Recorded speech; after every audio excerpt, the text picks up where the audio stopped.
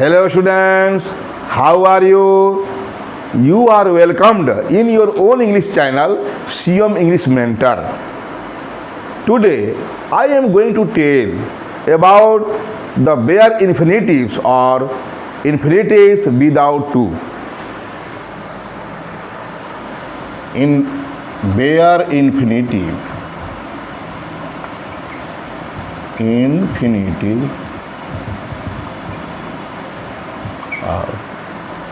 infinitives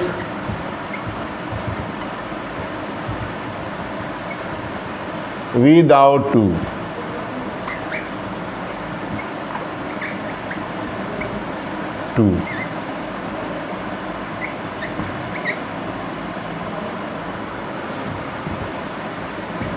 इसके पहले मैं बता चुका हूँ infinitive, use of infinitive with to. Infinitive दो प्रकार का, मतलब वो तो मैं बता ही चुका हूँ कि दो प्रकार है कि नाउन इन्फिनेटिव और दूसरा जिरेंडियल इन्फिनेटिव। उसके बाद मैं एक वीडियो में बताया था इसके पहले कि इन्फिनेटिव विथ टू, किसी भी वर्ब के पहले टू लगाने से इन्फिनेटिव बन जाता है। उनका काम नाउन का काम होता है, वर्ब का काम होता है, एडजेक्टिव का काम होता है, एडवर्ब काम करता है। मतलब जिरेंडियल इन्फिनेटिव एडजेक्टिव और एडवर्ब का काम करता है, नाउन इन्फिनेटिव नाउन और वर्ब का काम करता है। मैं बता चुका हूँ, अब इसमें बता रहा हूँ। और इन्फिनेटिव विथ टू का भी बता चुका हूँ। अब इसमें बताने जा रहा हूँ कि इन्फिनेटिव टू मतलब कहाँ कहाँ किन किन परिस्थितियों में टू का प्रयोग नहीं किया जाता और इन्फिनेटिव भी कहा जाता है। इसलिए उनका नाम है बेयर इन्फिनेटिव। मतलब बेयर मतलब बिना टू का, इसका अर्थ ही है इन्फिनेटिव विदाउट टू। इसका पहला rule modal auxiliary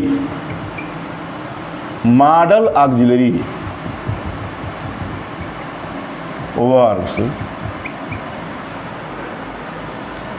model auxiliary verbs जैसे जानते हैं can, could, may, might,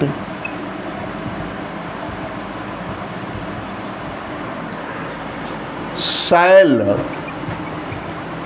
should, will, would,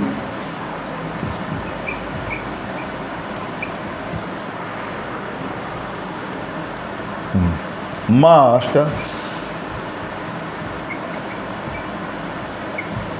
आठ टू नहीं, इसमें तो टू लगता ही, इसको छोड़कर के साथ, मॉडल ऑक्सिलरी वर्ब्स के साथ, के बाद साथ किया, बाद चलना है। बेयर इन्फिनेटिव का प्रयोग किया जाता है। बेयर इन्फिनेटिव का प्रयोग किया जाता है।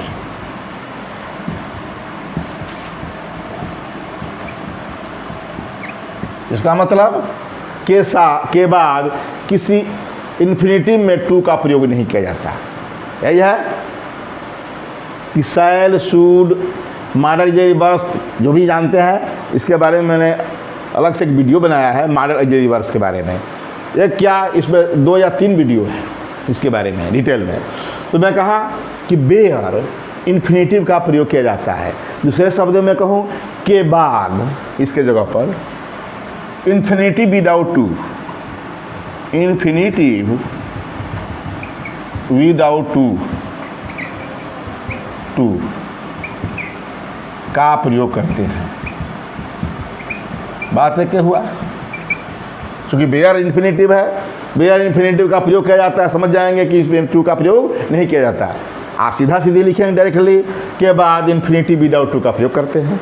ठीक, जैसे एग्जाम्पल है कोई एक दो।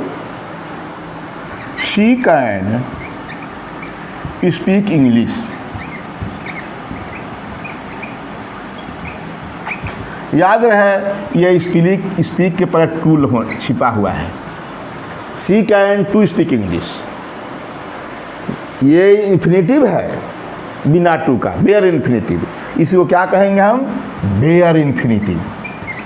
Bear infinitive, infinitive.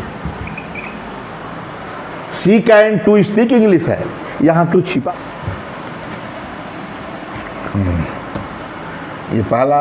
दूसरा लेते हैं कोई भी example. They must serve their country.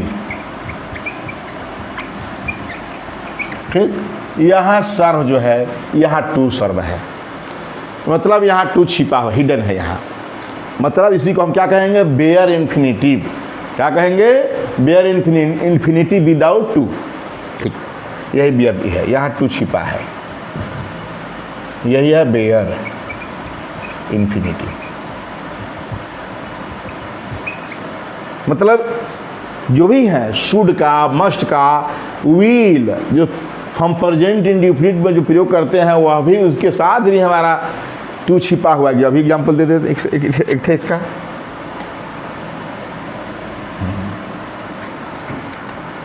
She will come here. याद रहे, ये कम, ये मत सोचिए कि हेल्पिंग वर्ब है, मेन वर्ब है, वो सही है। टेंस में बताया जाता है प्रेजेंट इंडेफिनिट में, फ्यूचर इंडेफिनिट में, सी विल कम हियर। लेकिन याद रहे, ये मॉडल ऑक्सिलरी वर्ब्स है, ये काम करने का विधि भी बतलाते हैं, प्रतिज्ञा करते हैं, संकल्प करते हैं, इनका दूसरी रूप है। ठीक है, मॉडल ऑक्सिलरी वर्ब्स का प्राइमरी अलग चीज़ है, ये मॉडल अलग है, मैंने बताया है। तो सी विल टू कम हियर, यहाँ क्या है, सी विल टू कम हियर, यहाँ टू छिपा है, यही बेयर है, बेयर इन्फिनिटिव। ठीक, इन्फिनिटिव। अब इसका ये तो बता दिया। अब इसमें दूसरा बताते हैं कि किन, और जो है दूसरा रूल क्या है कि इन्फिनिटिव टू का प्रयोग नहीं करते हैं। तो rule number 2, dare, dare not, या इसको जानते हैं डेयर, डेयर नॉट या डेयर नॉट, तथा नीड नॉट या नीड नॉट, इस तरह होता है। तो डेयर नॉट तथा नीड नॉट, अब जानिए कहीं हो गया, इसका मतलब डेयर नॉट तथा नीड नॉट के बाद, किसी सेंटेंस में है तो के बाद बेयर इन्फिनिटिव का प्रयोग किया जाता है, मैंने किस इन्फिनिटिव विदाउट टू का प्रयोग किया जाता है। के बाद बेयर इन्फिनिटिव का प्रयोग किया जाता है।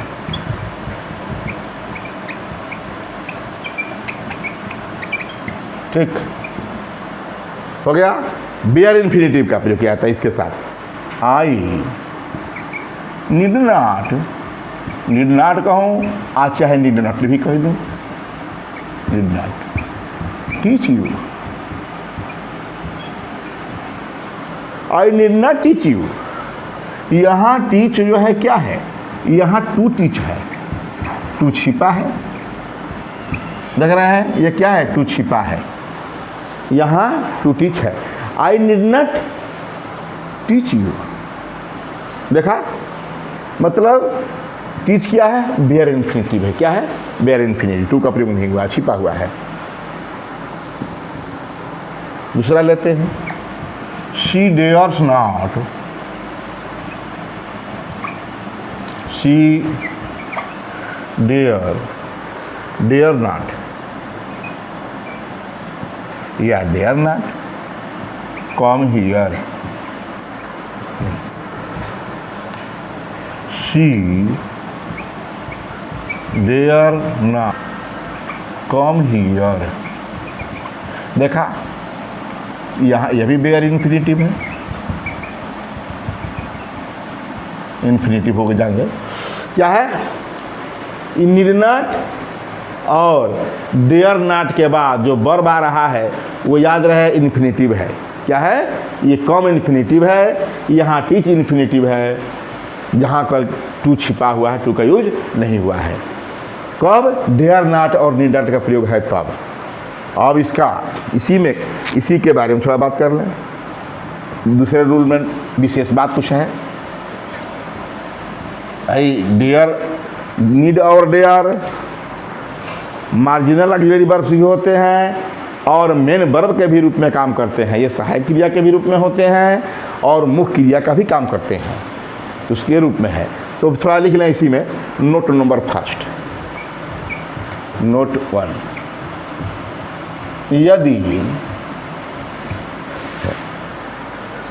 यदि इंट्रोगेटिव सेंटेंस में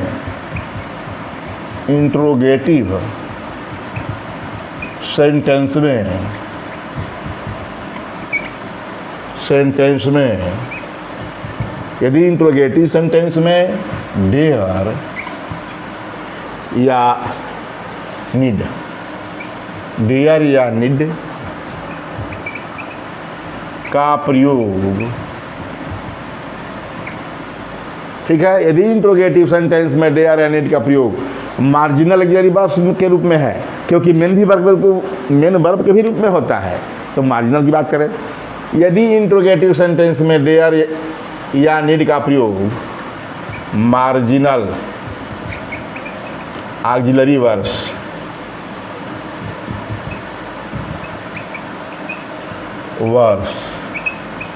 के रूप में है,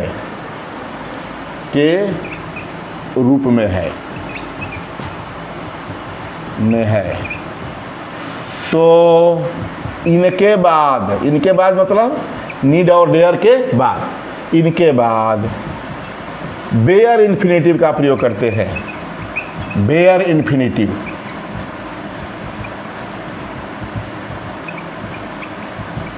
का प्रयोग करते हैं। ठीक, इसको मिटा दें। ये दूसरा का नोट नंबर फर्स्ट था।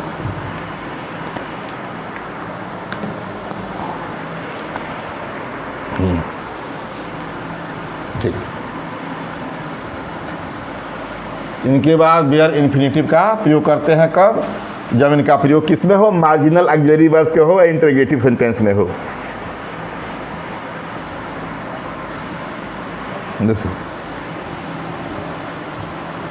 डियर सी oppose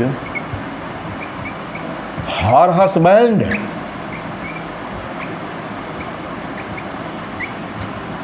डियर सी oppose her husband, क्या वह अपने पति के का विरोध करने का साहस रखती है?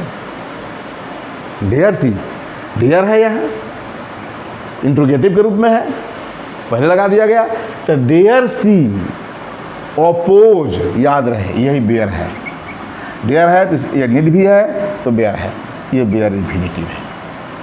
इन्फिनेटिव यही बताना था इस नियम में। और नोट नंबर 2 बात करें कि यदि नीड या डेयर का प्रयोग मेन वर्ब के रूप में हो तो अब यदि डेयर या नीड का प्रयोग मेन वर्ब के रूप में है तो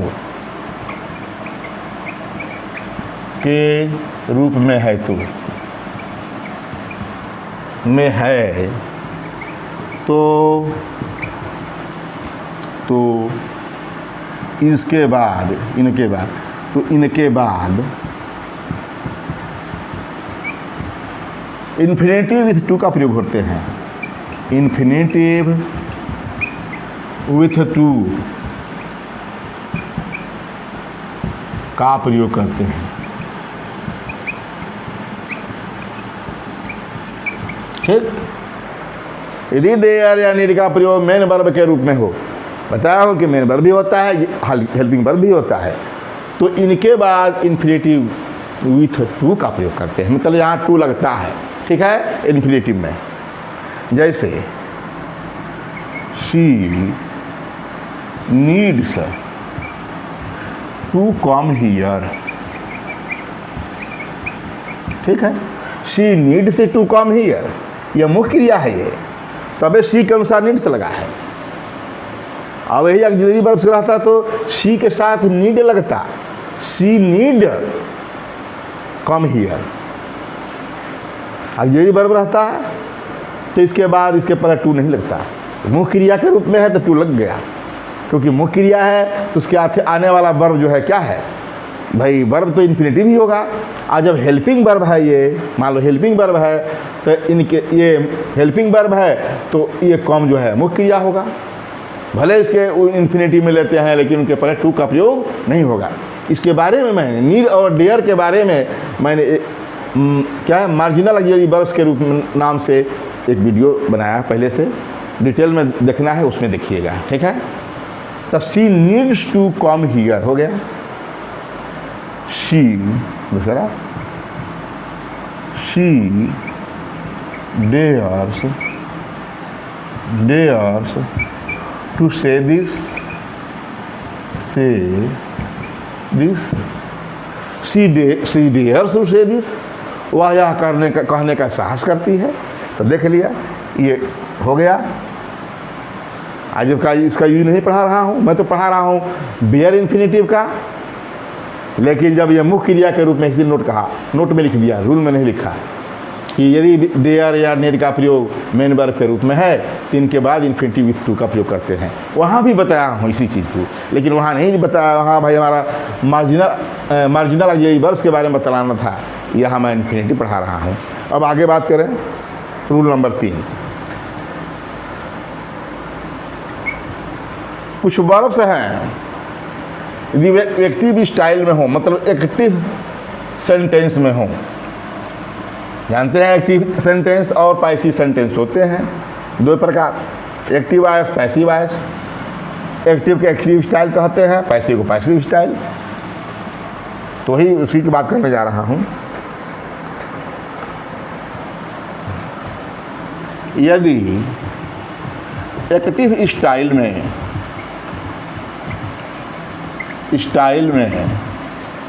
मैं फील हियर नोटिस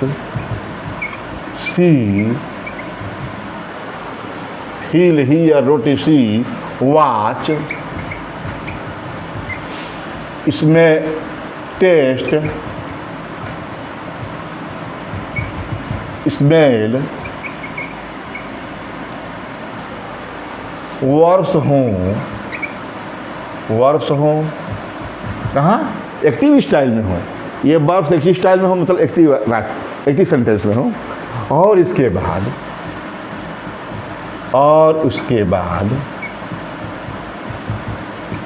ऑब्जेक्ट हो तो उस ऑब्जेक्ट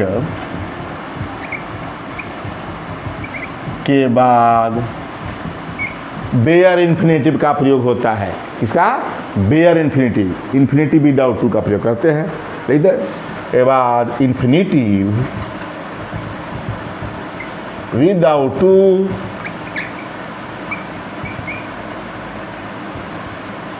यानी बेयर इन्फिनेटिव का प्रयोग करते हैं।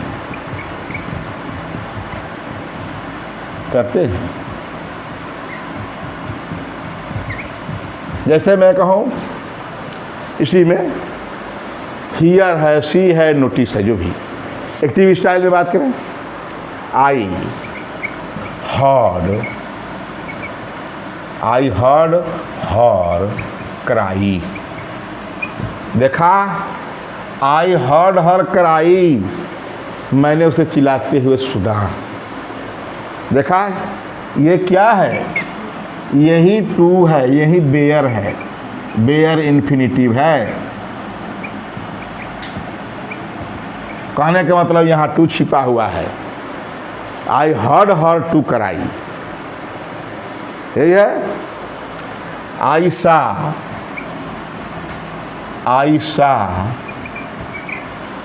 हर सिंग, जैसे क्राई है जैसे सिंग है, दोनों है बेयर। जान गए, ये भी बेयर है, ये भी बेयर है।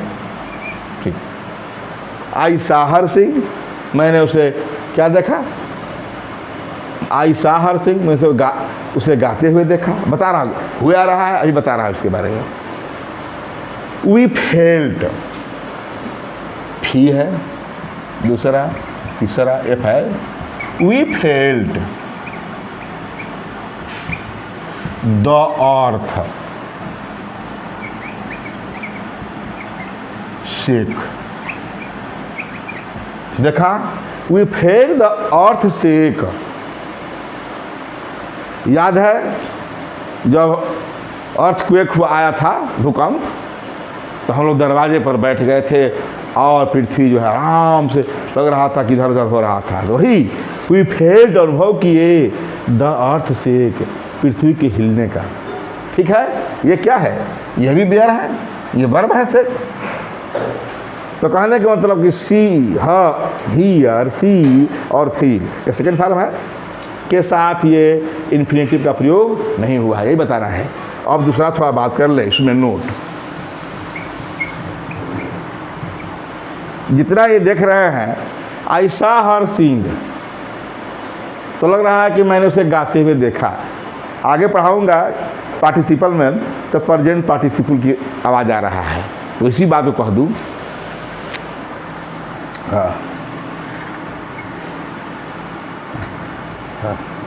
इन इस ऐसी दशा में, इस ऐसी दशा में, इनकेस ऐसी दशा में इन वर्ब्स के साथ, जो ऊपर वर्ब हैं, उपरोक्त वर्ब्स के साथ प्रेजेंट पार्टिसिपल का भी प्रयोग किया जा सकता है।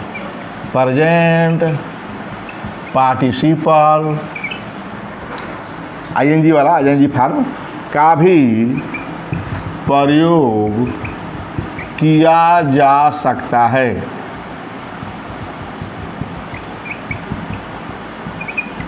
बता दें, इसी फील हियर के बारे में बताएंगे, इसी सेंटेंस को बता दें जो बताए हैं। क्या है? आई हर्ड हर कराई। आई याद रहे, तीसरा का नोट का एग्जाम्पल से है। I heard her crying. I heard her crying, मैंने उसे चिल्लाते हुए सुना। अच्छा है, ये देख रहे हैं, आई हर्ड हर क्राई या आई हर्ड हर क्राइंग, देख रहे हैं। दूसरा लेते हैं, दूसरा क्या है? आई सा हर सिंग, आई सा हर सिंगिंग।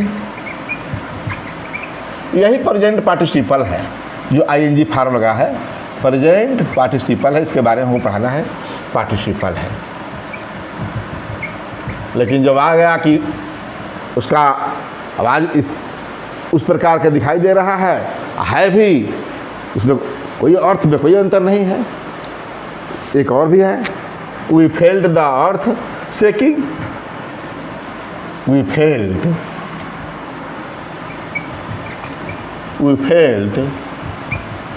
द अर्थ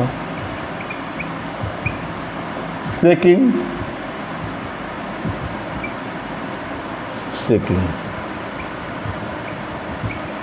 हम लोग पृथ्वी के हिलते हुए अनुभव किए। काम वही नहीं हिल रहा था, डगमग डगमग कर रही थी, इस प्रकार इसने बताया। अब बात बता दें कि रूल नंबर 4 कि इसमें बता दें कि इन्हीं वर्ब्स के बारे में बात करना है, तो नोट नंबर 2 ही लिख देते हैं। नोट नंबर 2, उपरोक्त वर्ब्स या कहे सी, हियर, नो। ठीक है, सी, हियर, नो का प्रयोग यदि पैसिव स्टाइल में हो, व्यक्ति में बताया था, इसी के लिए बता रहा हूँ। सी, हियर, नो यही प्रयोग होता है। सी, हियर, नो वर्ब्स का प्रयोग पैसिव स्टाइल में हो, वो तो एक्टिव था। पैसिव स्टाइल में हो, तथा इसके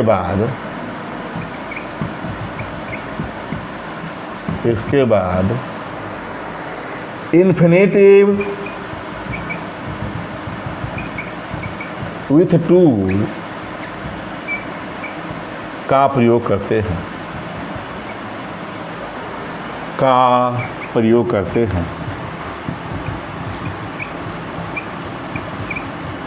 देखा, यही सी, हियर और नो वर्ब था एक्टिव स्टाइल में, तो उनके बाद ऑब्जेक्ट भी था, तो उनके बाद इन्फिनिटिव विदाउट टू का प्रयोग हो रहा था। अब यहाँ है, यदि इनका प्रयोग है तो इनके बाद ऑब्जेक्ट की आवश्यकता नहीं है, तो इन्फिनिटिव विथ टू का प्रयोग करते हैं। जैसे मैं कहूँ she was seen to enter the classroom,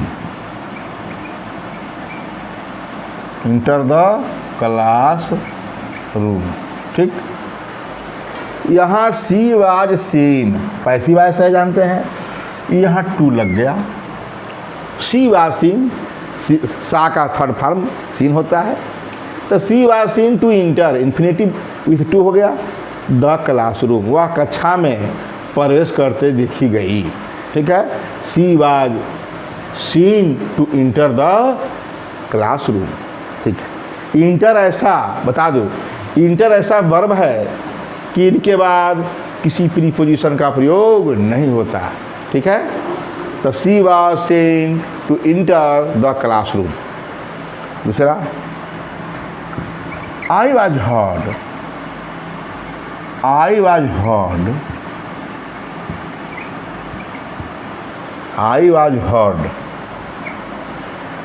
to say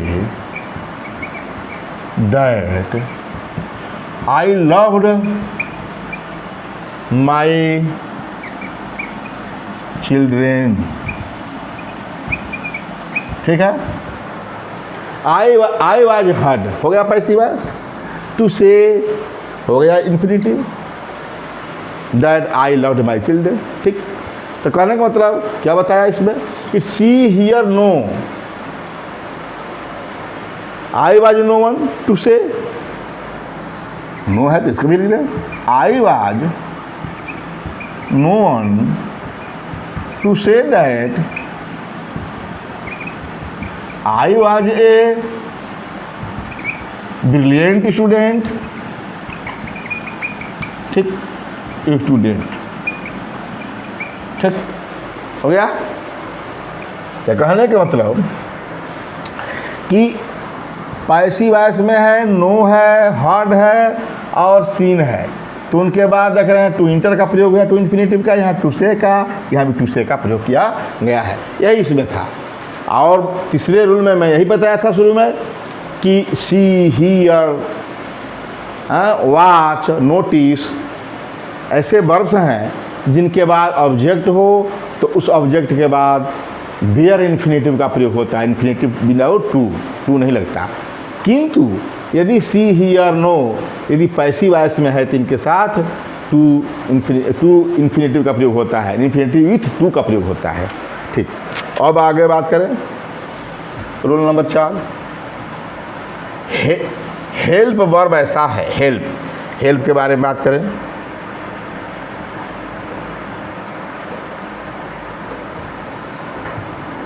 rule number 4, help verb ऐसा है कि इनका चाहे एक्टिव स्टाइल में हो चाहे पैसिव स्टाइल में हो। ठीक है, मतलब हेल्प ऐसा वर्ब है जिनके साथ विदाउट टू या बेयर इन्फिनिटिव या इन्फिनिटिव विथ टू के दोनों का प्रयोग होता है। ठीक है, पैसिव एक्टिव से मतलब नहीं। इनका जानते हैं कि हम इन्फिनिटिव दो प्रकार का, विथ टू या विदाउट टू। तो हेल्प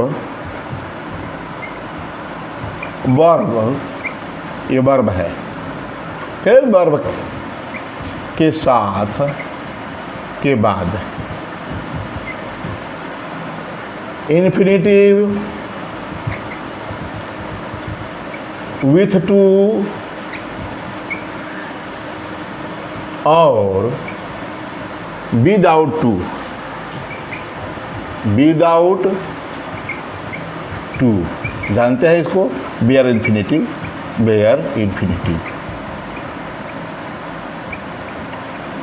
ठीक है, दोनों का प्रयोग करते हैं, दोनों का प्रयोग करते हैं, करते हैं। देखिए, हेल्प वर्ब के बाद टू भी लगेगा, नहीं भी लगेगा। ठीक, they helped me, they helped me, they helped me to study hard. ठीक, यहाँ टू लगा दिया, अथवा they helped me study hard. देखा दोनों में कोई अंतर, यहाँ टू लगा दिया, यहाँ बिना टू लगा दिया, या इन्फिनिटिव टू हो गया, यहाँ बेयर हो गया, बेयर इन्फिनिटिव हो गया। ठीक, तो मैं कहा कि हेल्प वर्ब के बाद इन्फिनिटिव विथ टू और विदाउट टू दोनों का प्रयोग किया जाता है।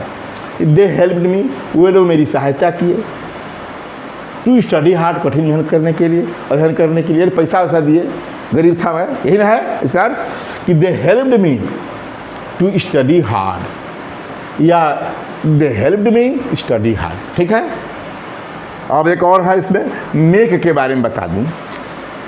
यदि मेक ऐसा वर्ब है, यदि स्टाइल एक्टिव हो, मतलब एक्टिव वॉइस में हो, तब तो मेक के बाद इन्फिनिटिव टू का प्रयोग नहीं होता, बेयर इन्फिनिटिव का प्रयोग होता है। ये और यदि पैसिव वॉइस में इसका प्रयोग किया जाए मेक का, तो याद रहे क्या होता है, टू का प्रयोग होता है, इन्फिनिटिव टू लगता है। इसी के बारे में बताना है।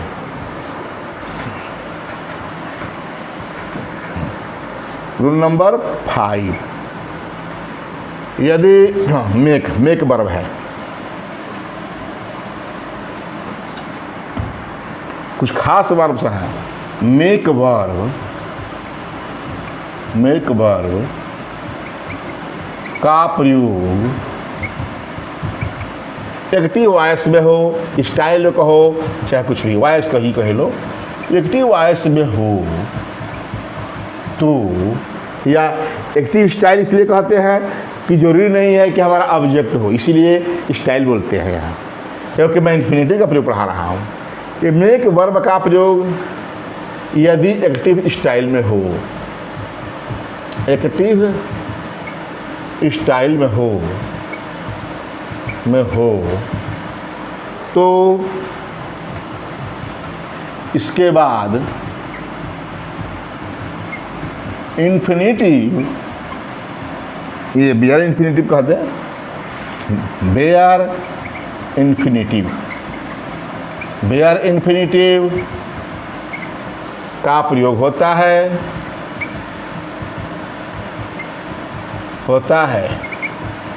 किंतु जब इसका प्रयोग, इसका मतलब मेक का प्रयोग पैसिव स्टाइल में हो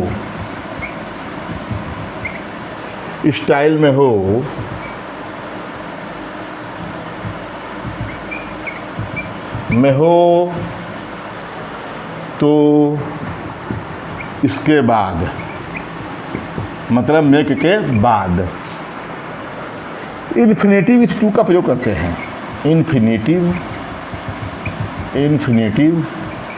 विथ टू का प्रयोग करते हैं।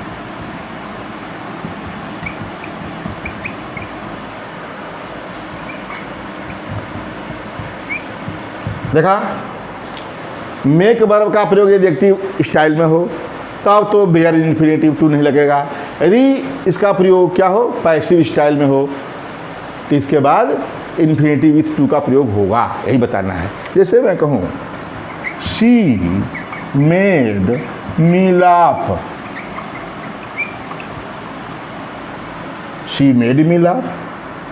इसी का पैसिव वॉइस बना दें। जानते हैं एक्टिव स्टाइल है, एक्टिव है, ठीक। She made me laugh, passive कर दिया जाए इसी का। I was made to laugh. हम बाई हर की प्रयोग नहीं कर रहा हूँ क्योंकि हमारा स्टाइल दिखा रहा है। हम मैं कह दूँ कि I was made to laugh by her, इसकी आवश्यकता हमको नहीं है। मैं बता रहा हूँ कि यहाँ यदि पैसिव है, वाज है तो क्या है, पैसिव है। अब सी मेड है, पास्ट इंडेफिनिट में है तो क्या है, ये एक्टिव है। तो एक्टिव स्टाइल में है तो सी मेड मी लाफ है, ये बेयर है। क्या है, बेयर है, बेयर इन्फिनिटिव, यहाँ छिपा हुआ है इन्फिनिटिव। और क्या है, I was made to laugh, क्या हो गया, I was made to laugh. चलिए बनाया, पैसिव कर ही दीजिए भाई, हर जानते ही हैं, छोड़िए। लेकिन हमको यहाँ तक है, I was made to laugh, यहाँ टू लग गया, इन्फिनिटी विथ टू हो गया, आ यहाँ नहीं रहा। इस पर कुछ भी लिख सकते हैं। They made her weep, they made her weep हो गया एक्टिव। क्या हो गया, active. They made her weep, यहाँ टू छिपा है, बेयर है। अब इसका इसी का अथवा पैसिव कह लीजिए, क्या हो जाएगा, she was wept, she was made, made का प्रयोग है, she was made to weep, ठीक है। She was made to weep, देख रहे हैं, शी वाज मेड, थोड़ा और नजदीक कर दे, she was made to weep. अब बाई देम, ठीक है, उसे बताओ हो जाएगा, ये हो गया, she was made to weep. तो ये एक्टिव स्टाइल में मेक का है तो इसके साथ बेयर इन्फिनिटिव का प्रयोग कर रहे हैं। यदि पैसिव वॉइस में हो जा रहा है तो इन्फिनिटिव विथ टू का प्रयोग हो रहा है, यही बता रहा हूँ। इस प्रकार ये इसमें मैंने 5 रूल बतला दिया। अब जितना भी बचेगा अगले वीडियो में बताऊंगा। मैं आपसे बता दूं कि जो भी रूल्स मैं बता रहा हूं, मेरा उद्देश्य यही है कि आपको किसी भी बुक की आवश्यकता नहीं है। आप नियमित रेगुलरली इस वीडियो को देखिए जो भी मैं बनाता हूं, और देखते देखते बार बार देखते देखते आप उतना ही जान जाएंगे जितना कि मैं जानता हूं। थैंक्स।